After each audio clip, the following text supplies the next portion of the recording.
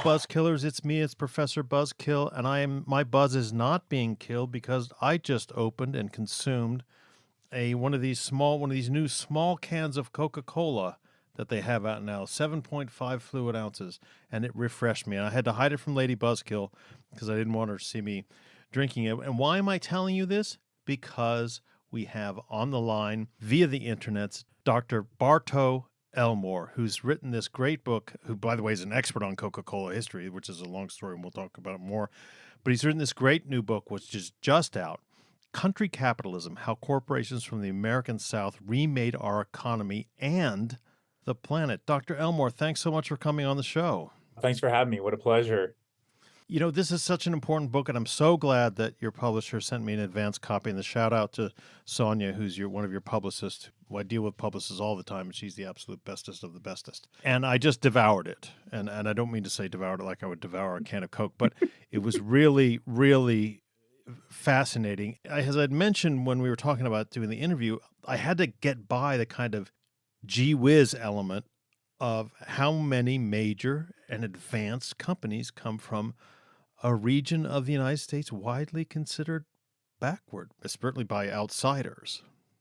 Right. Yeah. I guess that was a starting point for me. I think it's, always good for us historians to reveal our personal connections to these stories because I think they reflect why we get so excited about them. I grew up in Atlanta. I was surrounded by a lot of the companies that are featured in the book. And, I'd gone off to school in New England, and I had a kind of moment of reflection when I was in school, thinking back to where I was from, and also hearing like perceptions of what Georgia was like, and so I often describe that experience as sometimes being as if where I was from was like, oh, brother, where art thou? Eternally captured in this cotton plantations, tobacco fields, etc. I think people were wise enough to know that wasn't the South in reality, but I felt like there was a real need when I looked into this in graduate school years later to think about Southern economic history from a new angle. And to your point, to note all these companies that get limited coverage in the story, companies like Walmart, that's the largest corporation in the world.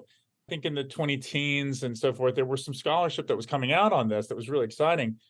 But putting it all together in one story and suggesting that the South was a little bit different than we think it is was, I think, the goal of this book. And again, stemmed from my own personal experience of experience this kind of disconnect between what people perceived the American South to be as somebody coming from that region and what I really thought it was. So, yeah, this was an attempt to understand that. And frankly, to put the Southern companies at the center of a logistics revolution in many ways that I think reshaped our economy. You could argue the rural roads to our Amazon economy, and I put Amazon in quotes, I think really clearly went through the American South. The logistics technology and systems that were put in place, I think, had a profound effect on that economy that we're all connected to today. And so that's really what this book is about, is trying to trace those Southern roots to this larger story that I think we're all embedded in, because we're all pointing and clicking to buy things on Amazon today. Where did that come from? Well, it turns out not just from Jeff Bezos' mind, but from this other infrastructure that came long before. And I wouldn't at all be surprised if Jeff Bezos, as he was starting to build the idea of Amazon, looked into a lot of these big companies.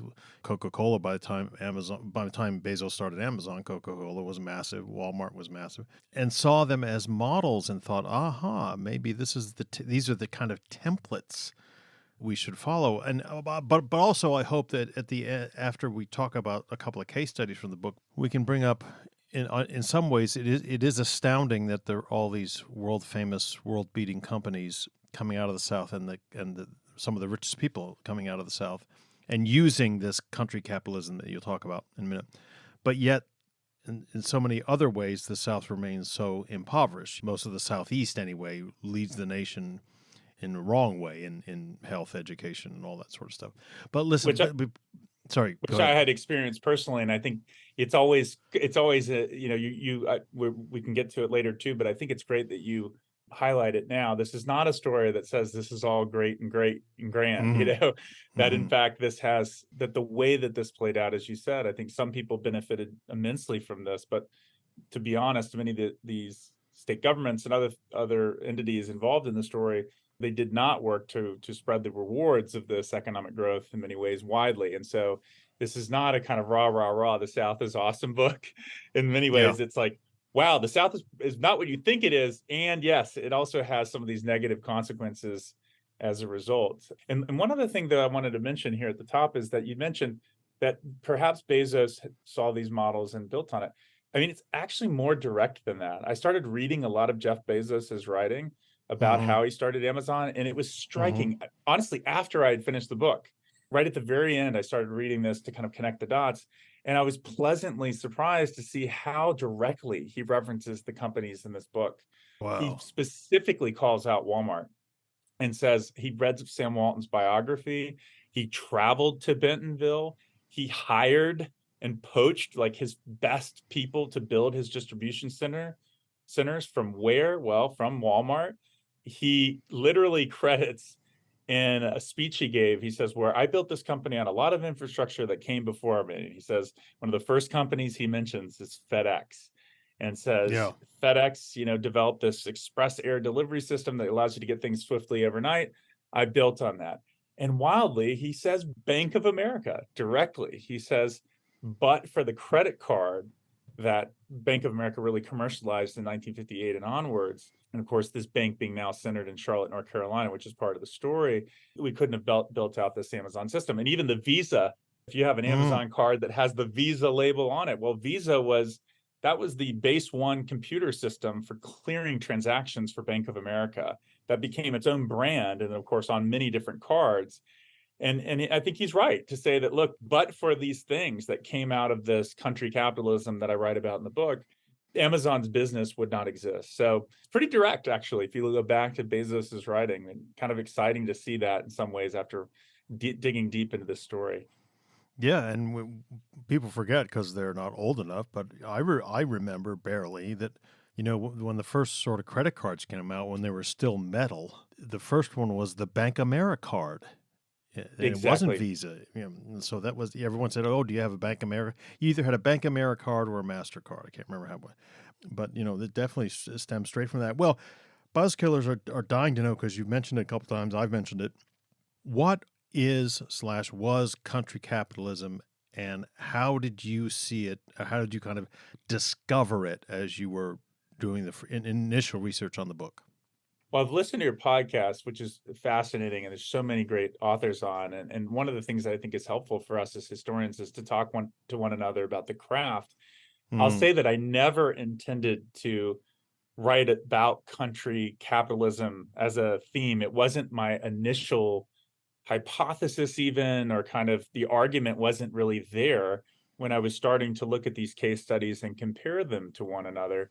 It really jumped off the page. And I would say to anyone that's starting out in this journey, that I think is the great art of being a historian, is letting the evidence speak to you. It's very mm-hmm, difficult because you kind of want to come to a conclusion earlier in your writing, because you're saying, I want to get a job and I've got to have a unique argument. But if you wait for it, sometimes the cool stuff will reveal themselves. And that's what happened through this journey.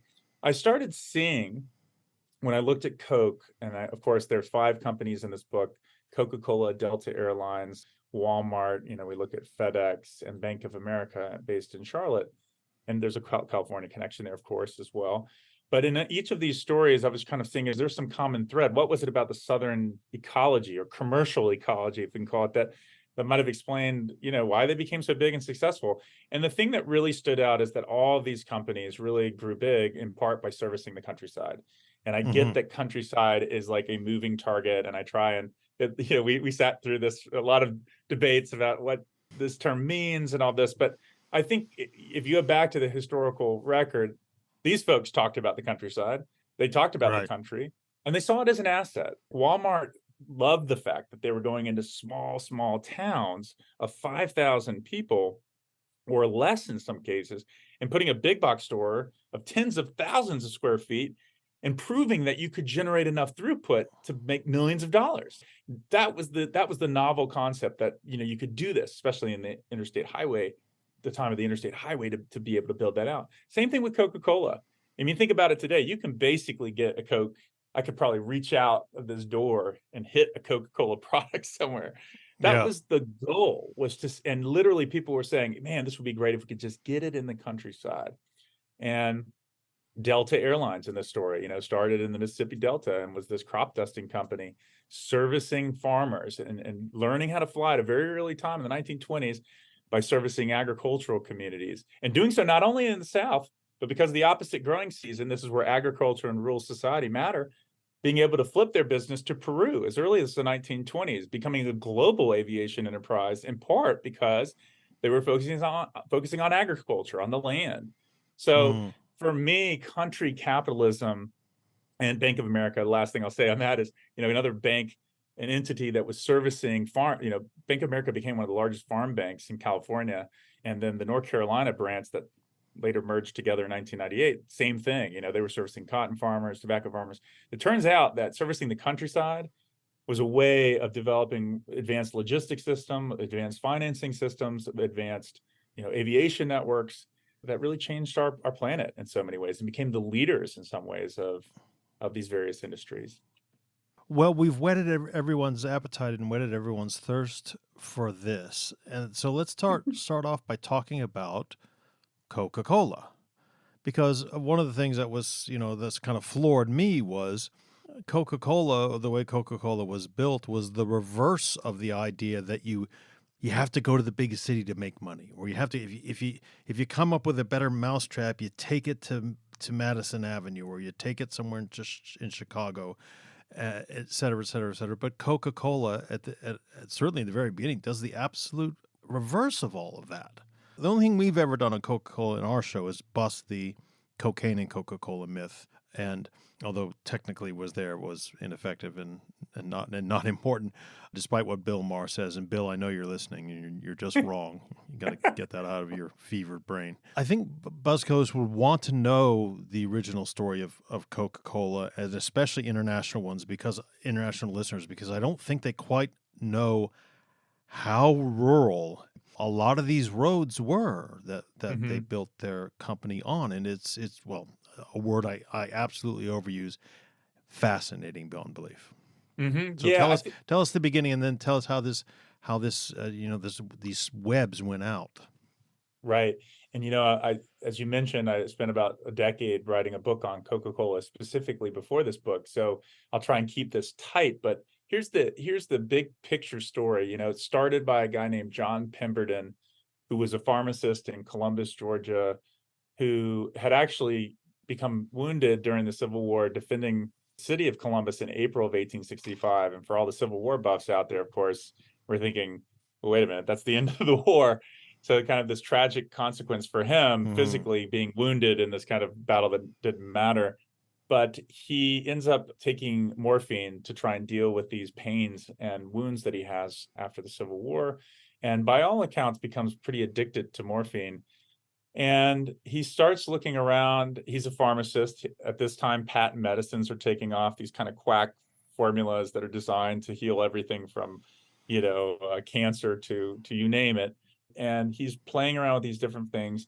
But he sees the coca leaf, and by association, cocaine, this alkaloid that is found in the coca leaf, the coca shrub that's grown in South America, as potentially a kind of, I don't know if methadone is the right word, but a way of getting off in some ways his morphine addiction.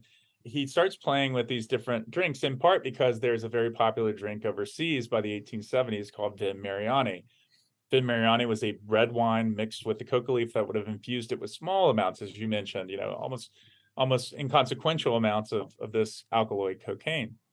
And President Ulysses S. Grant was drinking it. Queen Victoria of England was drinking it. We have the Pope drinking Vin Mariani. I mean, everyone's loving this stuff. And he basically copies it. Pemberton creates this drink called Pemberton's wine of coca that was sold in Atlanta for $1 a bottle, which I think matters. The price point was pretty high. And this was largely for middle-class folks or even wealthier folks. But it's apparently sold, and why not? It had this coca leaf in it. It had the wine in it. It also had portions of the cola nut from West Africa, Coca-Cola, Right. cola being K with cola nut. And that was But by the way, with, the buzzkillers, this is a wine bottle sized bottle. This is not a Coke size bottle for $1. Exactly. Yeah. And you're thinking though about a pretty big drink, and also hard to do, right? You're thinking about Georgia now. Yeah. Georgia now has wine culture in North Georgia. If for anyone who's traveling to Atlanta and wants to go try the wines of Georgia, they're there in North Georgia now. But there really, there wasn't supply was kind of an issue too. It's just a costly kind of affair in a way. But he makes this drink and he starts selling it. And then the city of Atlanta moves to basically ban the sale of alcohol. There's kind of a local temperance movement going on. It's not the cocaine or the coca leaf. That's not a problem. It's the alcohol. And so he creates this kind of temperance, non-alcoholic version of the drink in 1886 called Coca-Cola. And you can even see that old wine heritage in the drink. I mean, it's kind of this dark, sugary beverage but it's carbonated water instead of wine. There's no alcohol. Would have contained the coca leaf, that's true, would continue to contain that throughout the 20th century. There would be an effort to remove any trace of cocaine in the drink, but the flavor of the coca leaf would remain in the drink in the 20th century. And the cola nut would remain in there in small quantities.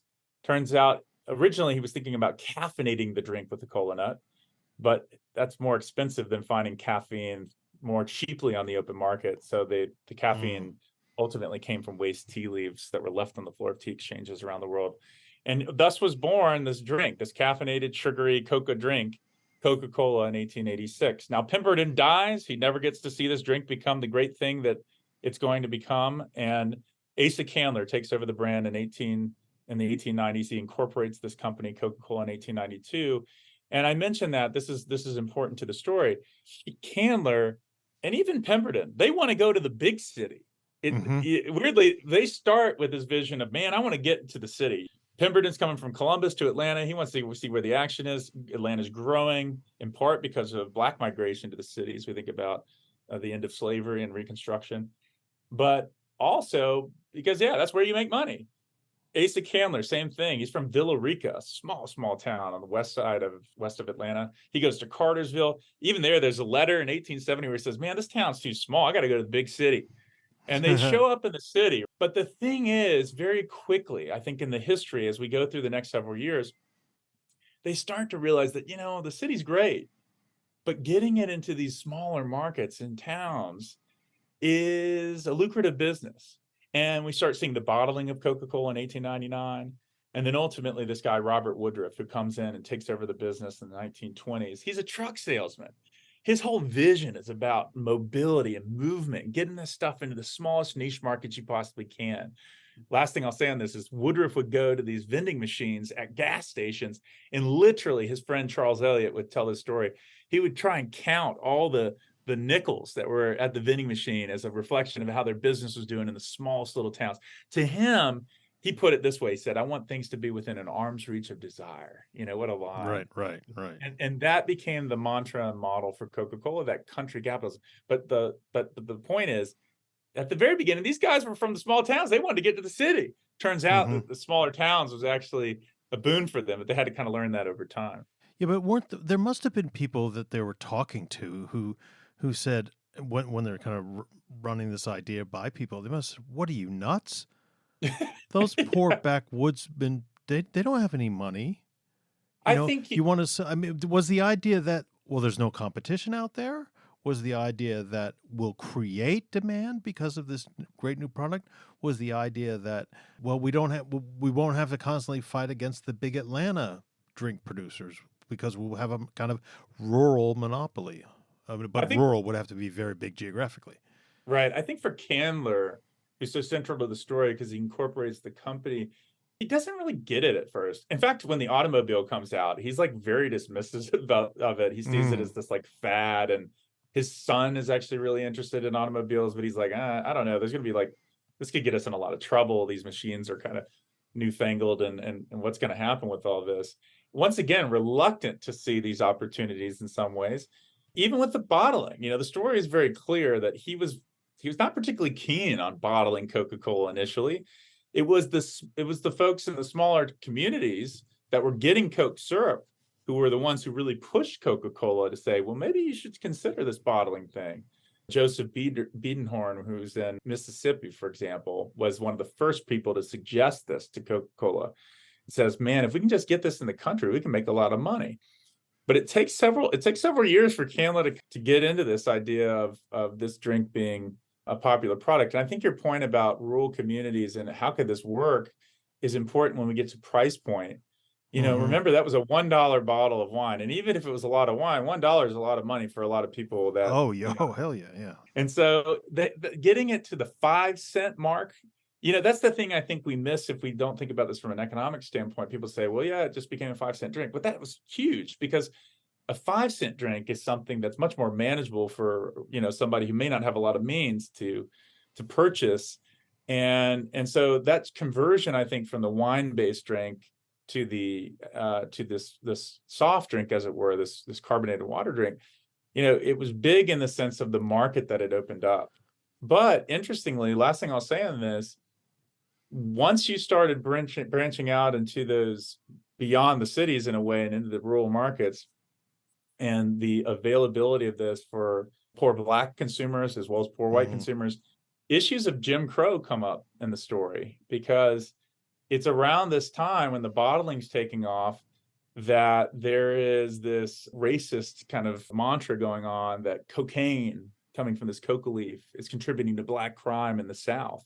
Right. And there's no national laws banning coca leaves or cocaine in the early 1900s.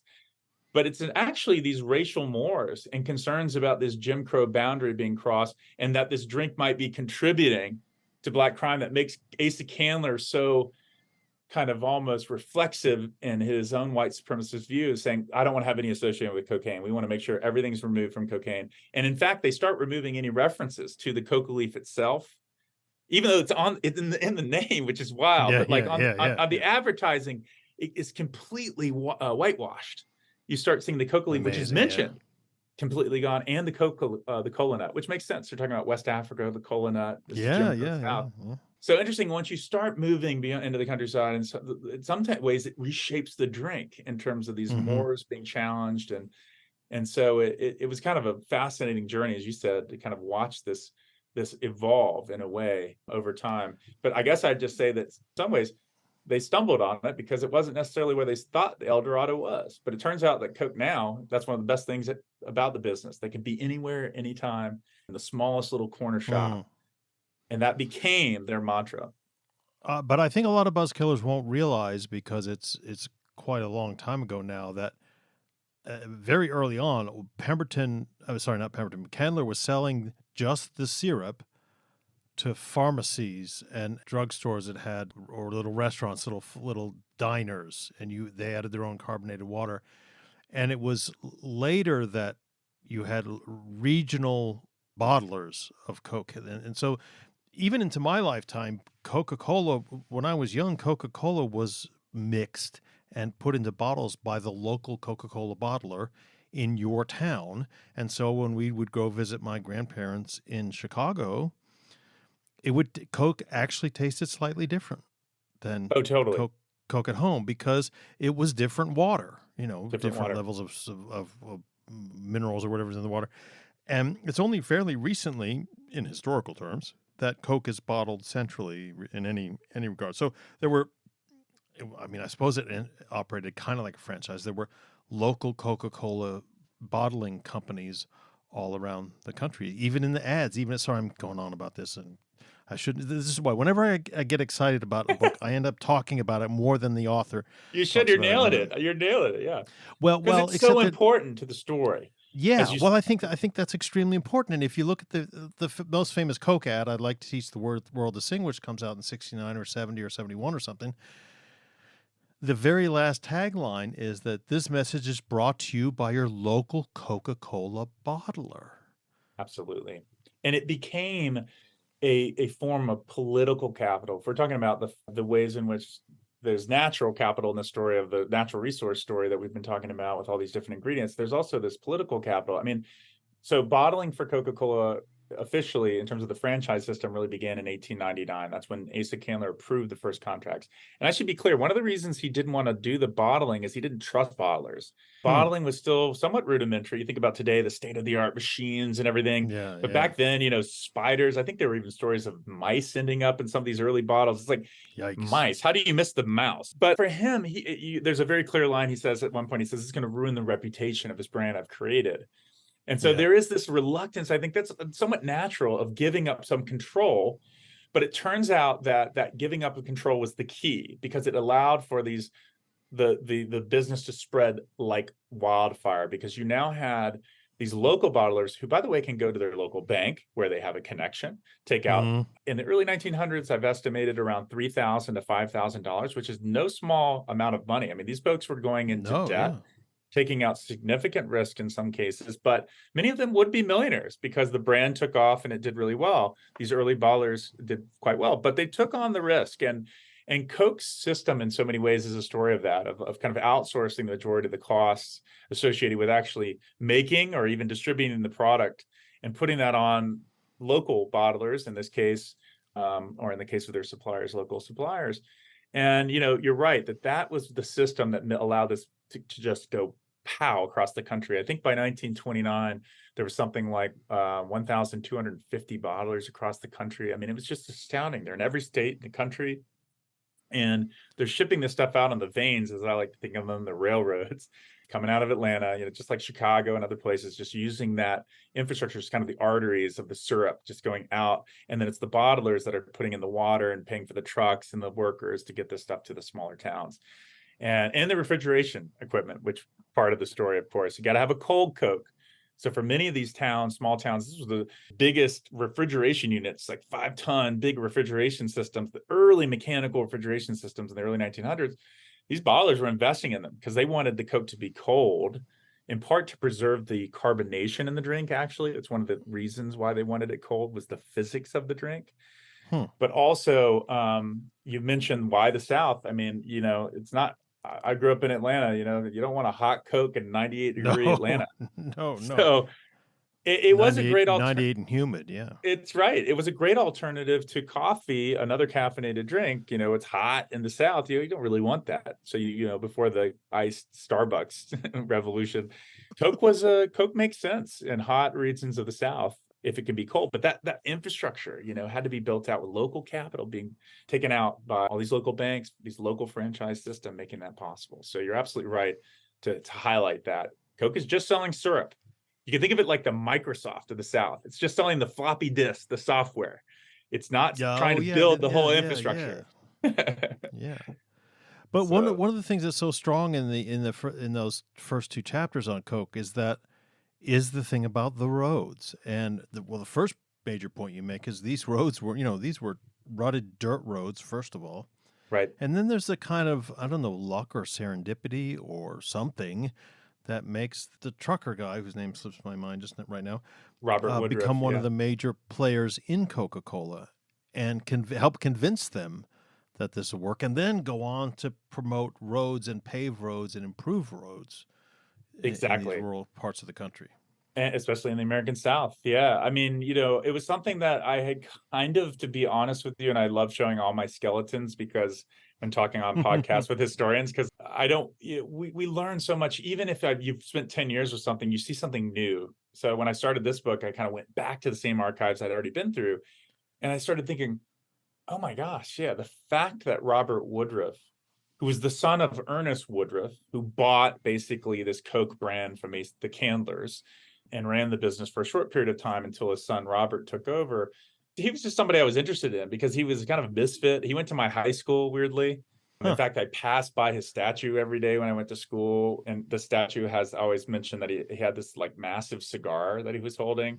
Very 1990s that like we could just walk in and think that was normal, like tobacco consumption's like a great thing. Here's our great leader. But it's American South, tobacco. We could talk about that. But he goes to Emory. He doesn't really do very well. His parents are kind of disappointed with him. And yet he goes on to be who they call the boss inside Coca-Cola from the 1920s, really onwards into the middle of the 20th century. He goes off to, in part because he's kind of has problems with his dad. So he goes to work for a trucking company, and he's actually doing great. He's working for the White Motor Company. He's doing really well, Ohio-based company, and he loves selling trucks. And then he kind of reluctantly comes back to Atlanta and takes over the company around 1923. But that truck salesman mentality, I noticed that in the archives, was really central to how he thought about things, and motorizing and selling these very trucks from the same business he had worked in to the various businesses and bottlers who were going to sell this product, and believing that that was the key, that it was about ubiquity, it was about immediate consumption, which is part of this book, that becomes one of the key ingredients of this Amazon economy. It's about instantaneous gratification. Coke was front and center on that. Not just that it's Coke available for you, but that it's cold. And just to pause on that for 1 second, that thinking about that from the environmental angle then opens up all these problems. This very simple concept of it needs to be cold when you drink it. Yeah, what does that mean? That means you got to have refrigeration units everywhere. And it turns out that Coke's largest greenhouse gas footprint comes from its refrigeration, not from its trucks, not from anything else, but just keeping the beverage cold. And you can think about it 24/7, 365 days a year, that little gas station, I can see it right now across the street, it's going to have that refrigeration on. That's Woodruff's mantra.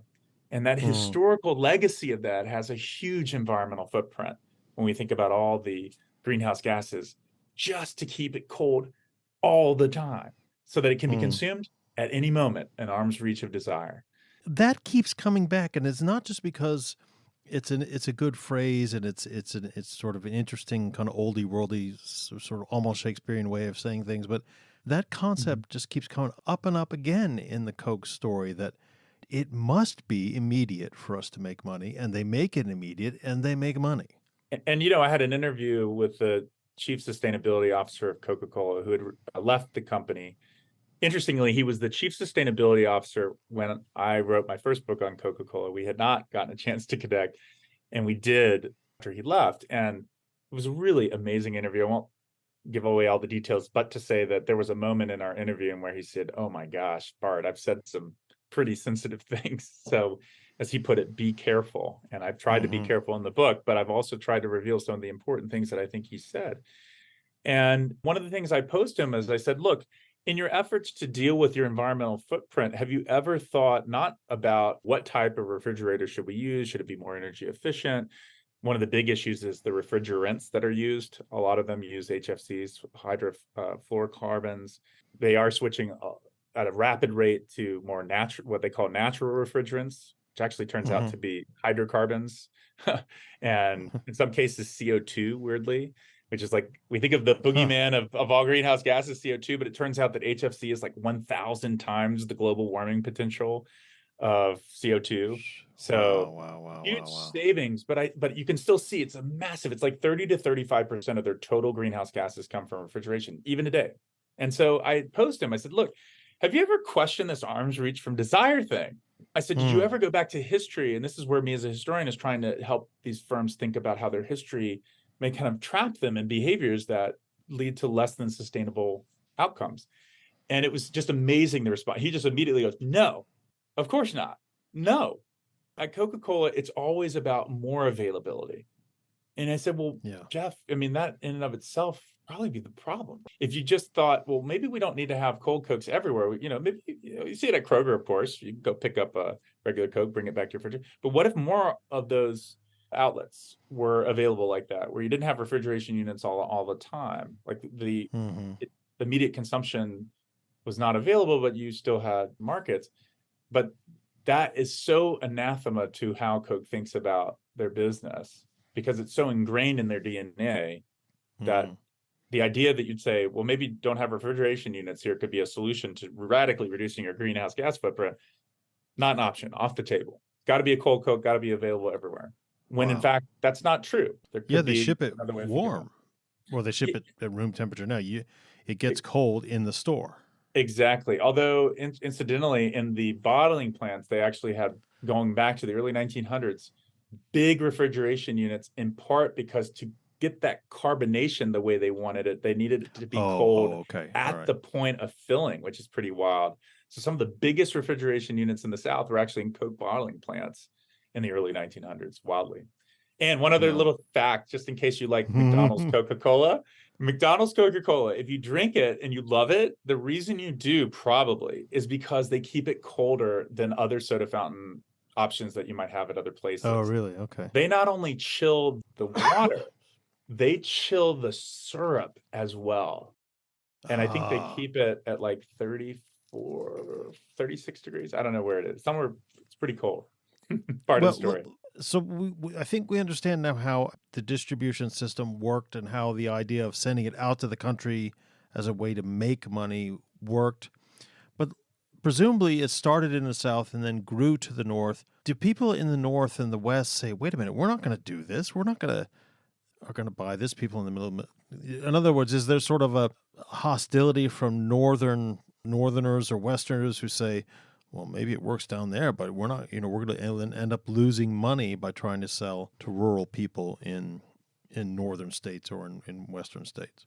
Not that I could see. One of the things I'll say about this book is I'm not necessarily trying to say that country capitalism, as I've tried to describe it, the strategy of making money by trying to see the countryside as an asset and trying to service it, and creating logistic systems to do so. It's not like the South's the only place this happened. You think of Sears in Chicago as like a great example. Yeah. Well, yeah. UPS. Well, although the Sears and Montgomery Wards, because of the I guess with the catalog system, they were mailing the stuff out. So I guess that's just similar enough. Focusing on grangers and farmers and rural communities. This can happen in different places. I think the South was a place, though, that was particularly rural for quite some time. And it just had these ingredients in ways that led to these businesses emerging. But it's not to say that this country capitalism, that South had some kind of monopoly on it. It's just to suggest that many of these businesses helped to create this or develop this strategy in this particular commercial ecology that was particularly rural. And that just made sense given where they were, where Bentonville was, where Memphis, Tennessee was located for FedEx, for example, or in the case of Coke in the South. But it's really remarkable how fast it goes to those places and how little resistance there is. There's a picture I remember of seeing Asa Candler and his whole team of people, and they can all stand on the front steps of the office there in Atlanta. And it's the entire salaried staff, apparently, of the Coca-Cola company. And at that moment, the company literally boasts that it's in every single state in the country. This is the 1890s. It's just astounding how fast. And this goes to railroads. I'm thinking about Richard White's railroaded and the transcontinental and all that. Just the pace with which this sleek system of selling the syrup could spread, because you're not necessarily focused on selling all this big apparatus. You're just selling this kind of sleek concentrate, really. That's why I think it's so like Microsoft, because if you go back to Apple and Microsoft in the 1970s, Apple, it takes a long time for them to really become the kind of profitable giant they become. And it's partially the iPhone that helps out with that when Steve Jobs comes back from Next in the early 2000s. For Gates, it's the opposite. He's selling software. He's selling BASIC. He's selling a very simple, sleek, it's like the syrup. And I'd argue that model is in some ways the most profitable model of our economy. Like not necessarily dealing with all the clunky infrastructure, but actually in trying to focus on a sleek product, kind of being a middleman in the economy, a broker of sorts. That's what Coke really was. I think they had a product that was really popular. It tasted good. People liked it. And it sold not only in the South, but it sold really well in other parts of the country. And I'll also mention one other thing, which is military. Coke got special deals with the U.S. military that Pepsi and other competitors did not. And trust me, the letters in the National Archives are riveting, of Pepsi basically being like, hey, U.S. military, what are you doing signing this contract with Coke? We're going to be excluded. And they were absolutely right. Not until Michael Jackson, they get the deal with Michael Jackson in the 1980s. Lordy. He's doing the moonwalk in the 1980s. Does Pepsi scare Coke so much that they create New Coke, which is a total disaster? They have such an advantage in part because of the U.S. military and the fact that they have these exclusive contracts in many ways that they get in World War II especially. But that also involves American bases. They're getting this kind of exclusive access in some ways, not totally exclusive, but in many ways, like, again, this is coming from the War Production Board, and they're shipping Coke specifically on demand from Dwight Eisenhower, from these various quartermasters who want this across the country. And because of that, during World War II, where sugar is being rationed, Coke gets to explode their sales while other companies are being held to 80% of their 1941 sugar quota. And so Coke explodes as well, I think in part because it makes smart moves to get the ear of government. And in the case of the US military, connecting with the US military, creating that veteran loyalty, whether you be from Kansas or you be from Atlanta, to this brand. I always joke with students to say, you come back from D-Day and your kid's drinking a Pepsi in your house, it's probably sapped out of that hand. We drink Coke in this house, kind of thing. And smoke Marlboro cigarettes as well, another ration there. Hershey chocolate. That's of course. Yeah, they were included. Yeah. Exactly. So it's another, I think another key to Coke was embedding itself in state infrastructure, and doing so very deliberately by trying to lobby to be the brand that the troops consume.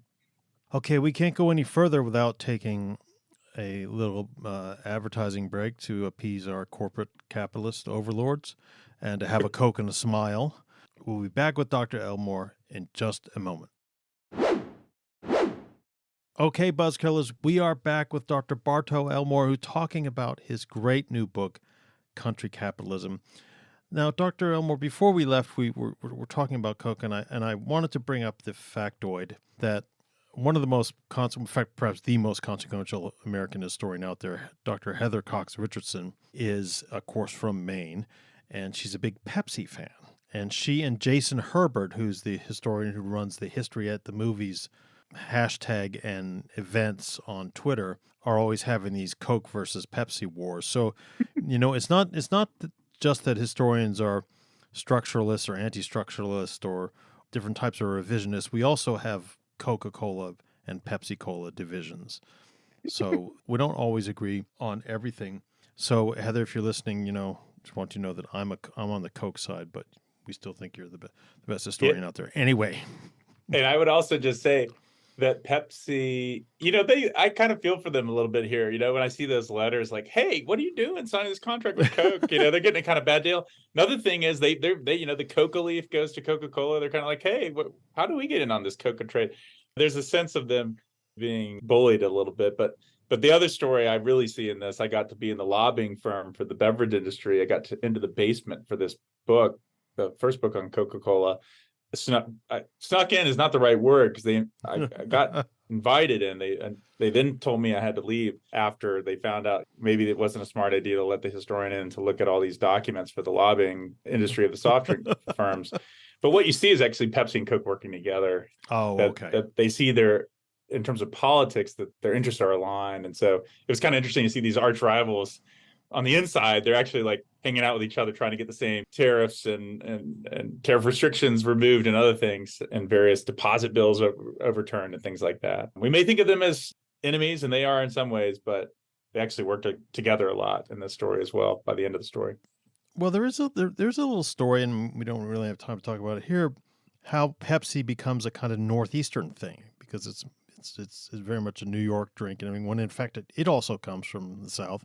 North Carolina, from that's North right. Carolina, yeah. So, and by the way, I hate to say this, but the town where Pepsi comes from, whose name escapes me at the moment, doesn't mention that on their Wikipedia page, that they're the home of Pepsi-Cola. So I'm wondering if there's sort of Southern oppression, a Coca-Colaization of that town, and they don't talk about it. But anyway, let's move on to the next case study. Sure. And the next case study is Walmart, a much more modern sort of corporation in the sense that it's not 19th century, it's 20th century. In a similar way, Walmart essentially creates a big business based on very small towns, at least initially. Servicing the countryside, yeah. Yeah. But also, as you point out, they end up changing almost all environmental and infrastructural aspects of those areas. They change those towns, those regions pretty significantly in a way that Coke couldn't. You're not going to have big Coke box stores and Coke box malls and things like that, but Walmart seems to have done that in I don't mean to be insulting about this, in kind of the middle of nowhere.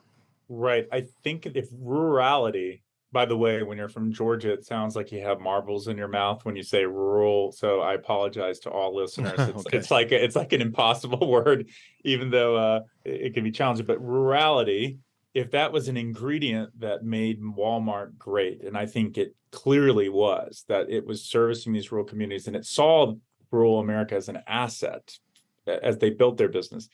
It was also, as you say, a liability in the sense that once you start going into towns in other parts of the country, or even in the South, that are rural, and you start changing the character of the town by building these big parking lots and big box stores, which, by the way, leads to larger roads, building out bridges, and then that means that you have other big box stores come. You've then changed the character of that rural community. And so it was simultaneously an interesting point in the book. Kind of Walmart shows up in the middle of the story, in part because of the timeline, to remind ourselves that while these businesses are in some ways a product of the country, as it were, they're also reshaping that very landscape in ways that threatens their growth as they move forward in the 1990s and onwards, and as resistance builds.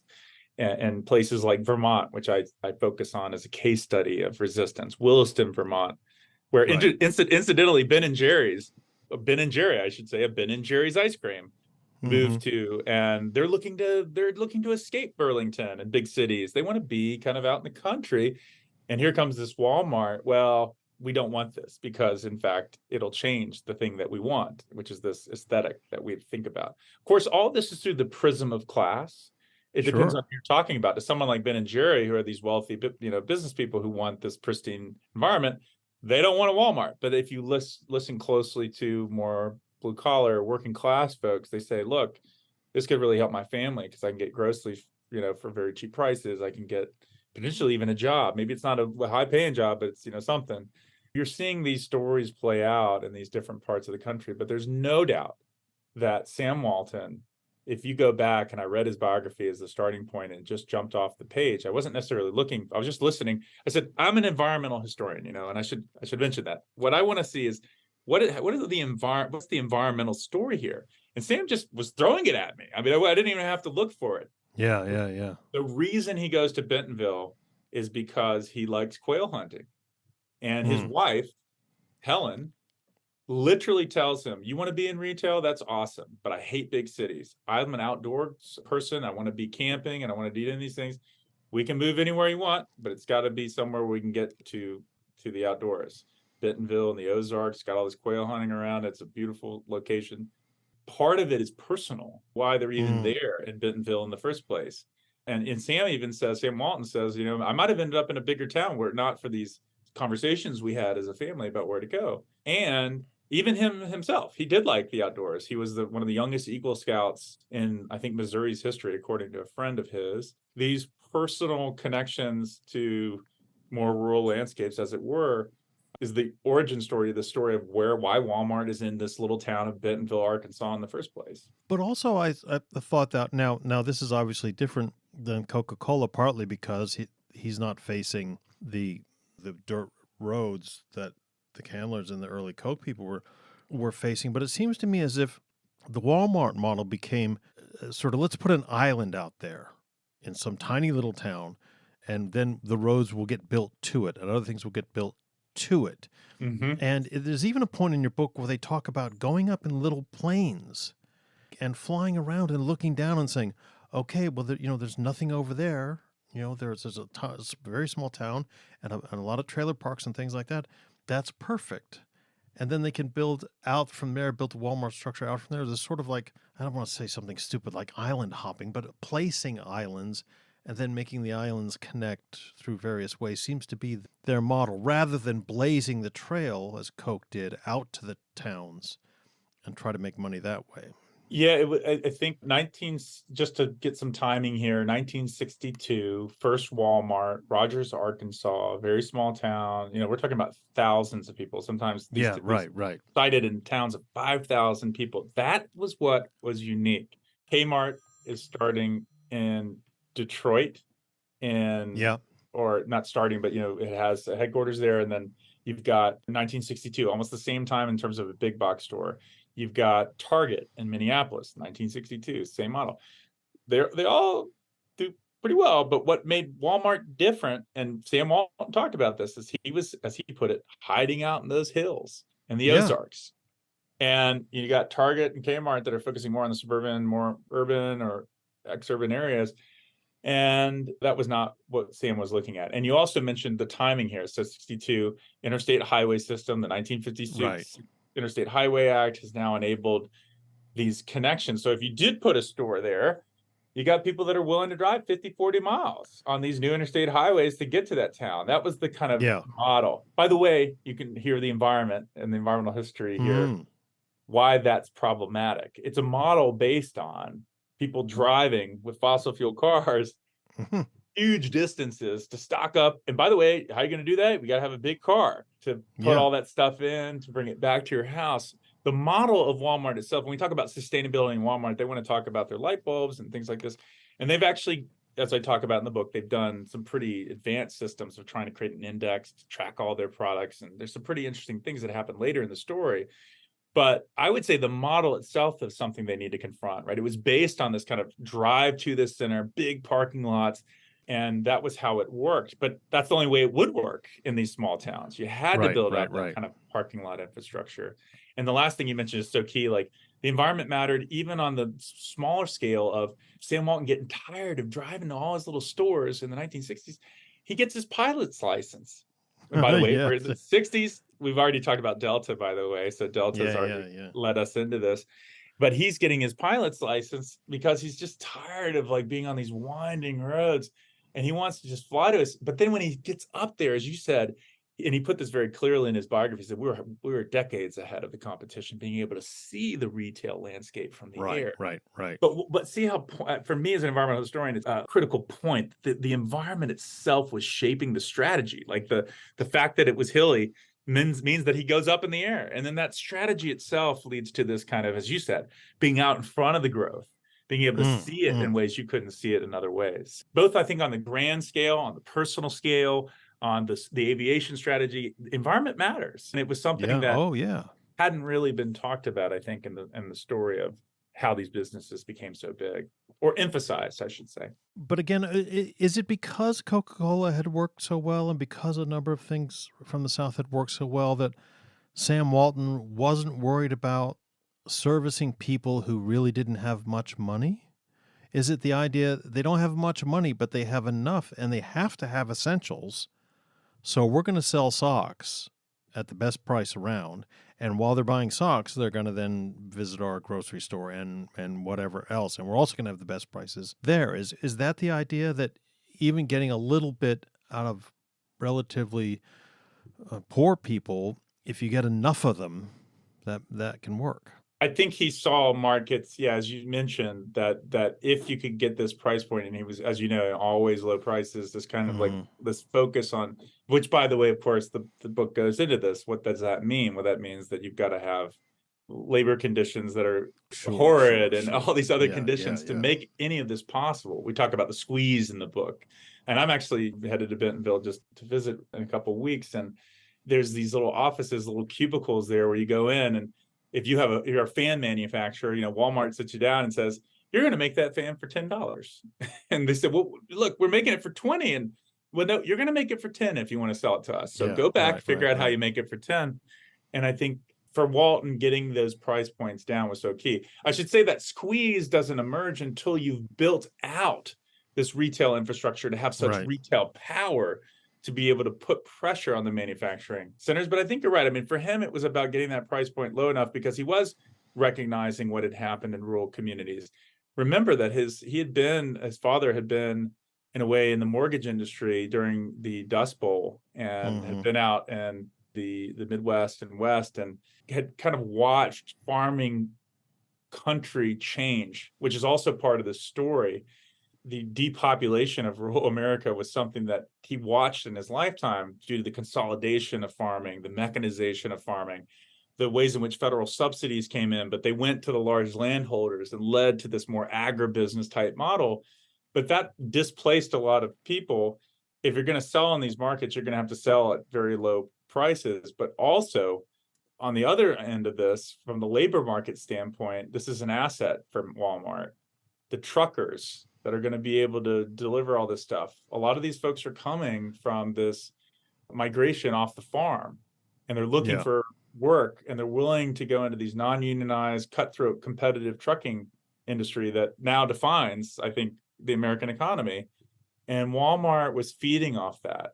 That's how you keep your prices low. If you're not having to pay, really high union prices for trucking, if you're not having to pay for workers in China who are getting paid, very low rates. And that was the system at all times, is to get the price as low as you possibly could.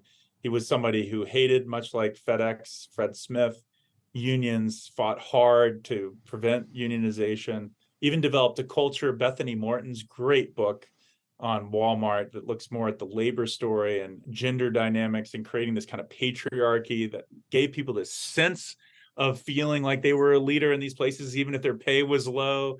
All these cultural creations that made all this possible was part of the ingredients that made Walmart great. It's all connected in a way, like both who they were trying to service in these communities, but also the workers that come in are coming from this agrarian disruption that's happened in the middle of the United States.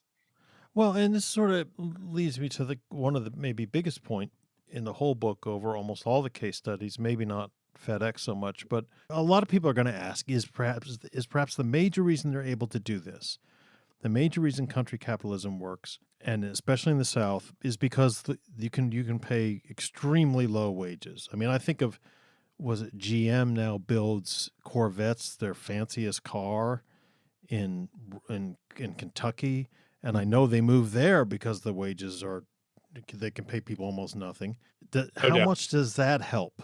No doubt. I mean, this book builds off the work of so many other Southern historians. I'm thinking of so many, but I think Jim Cobb comes to mind in Selling the South, a great book that really talks about how states, it's no surprise that we're talking about Arkansas and places like this, which was one of the first states to pass a right to work law in the 1940s. That foreign buzzkillers should know that's an anti-union law.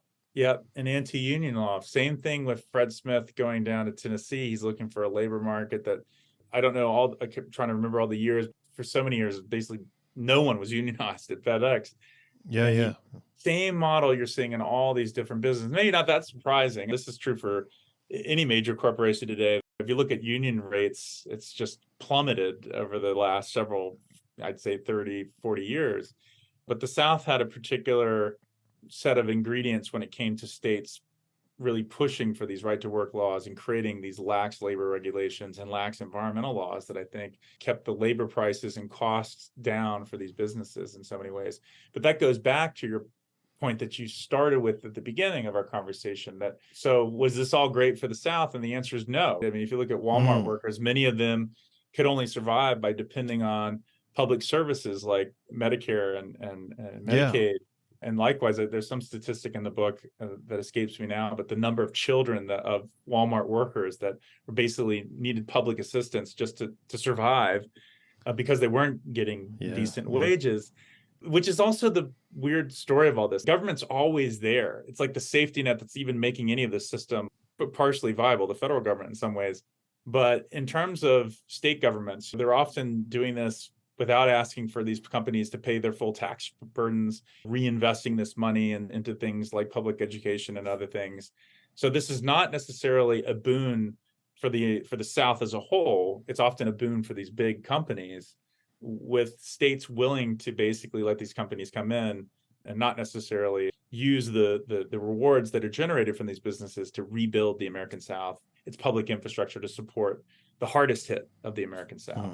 But that also makes me think that in a way, this is also a northern story, because almost all the states, in fact, all the states I think that are mentioned in the book are what I call welfare states. They get far more from the federal government than they pay in taxes, and they are overwhelmingly subsidized by northern states, especially northeastern states.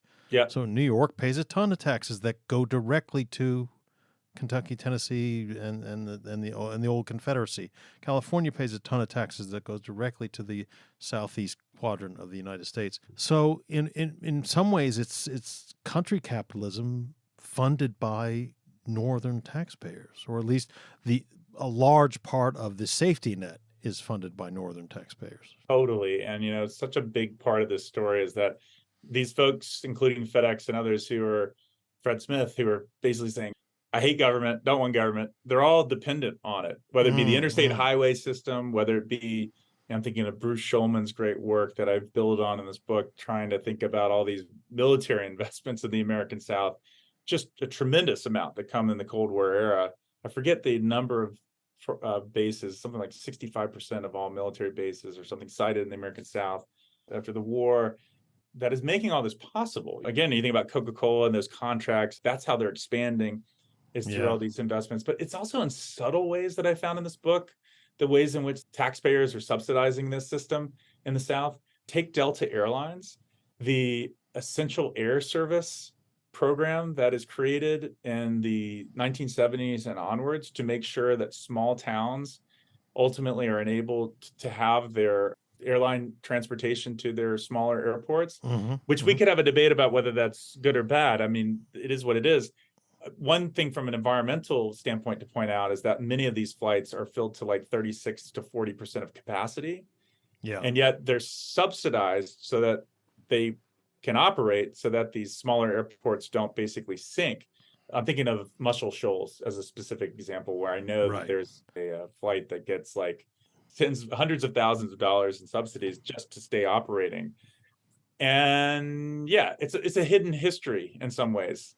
This country, capitalism, doesn't function but for programs in many ways like that sustain that kind of transport and traffic. Although one could argue, in the era of climate change, is it good for the federal government to be subsidizing flights that are at 36% capacity? Well, yeah, exactly. Well, Buzzkillers, I can't stress this enough. The book is full of excellent explanations of these exact types of complications. Each chapter you go through, again, you could, a popular writer could have and probably has written a real gee whiz, isn't this amazing? Isn't Sam Walton a genius? Isn't Candler a genius? All these people are geniuses. They created something from nothing and blah, blah, blah in the middle of nowhere. When in reality, as you say, the government is heavily involved. And they get a lot of very lucky breaks in many ways. And the book explains that so well that it is really, for a historical monograph, it's unputdownable, in my opinion. So I would just want to thank you so much, Professor, for coming on the show, especially at such late notice. When I found out the book was coming out, I think I emailed you last week or something. Well, I want to thank you for two reasons. One, writing a book, and I've said this before, the best part is getting to talk to wonderful people all across the country in different time zones. And also to the service you're doing for the historical community to reach out to a broad audience through this podcast and the success you've had. I really appreciate what you're doing, and I want to acknowledge that, because it does take a lot of work to edit down however long this is. I won't say, because we've gone on for some time, but to get it right. And I appreciate all the effort you've done to help us broadcast these, what we think are important lessons from the past that can help us build a more sustainable and just future. So thank you. Well, as Buzzkillers will know, we're definitely anti-soundbite. So really the only thing we edit are ums and ahs, or, if the phone rings by mistake. So good. Again, it's so, and by the way, you never ummed and awed, and it's going to be very quick job to edit this for the people who work here in the Buzzkill Institute. So again, thanks so much for coming on the show. Thank you. This was a pleasure.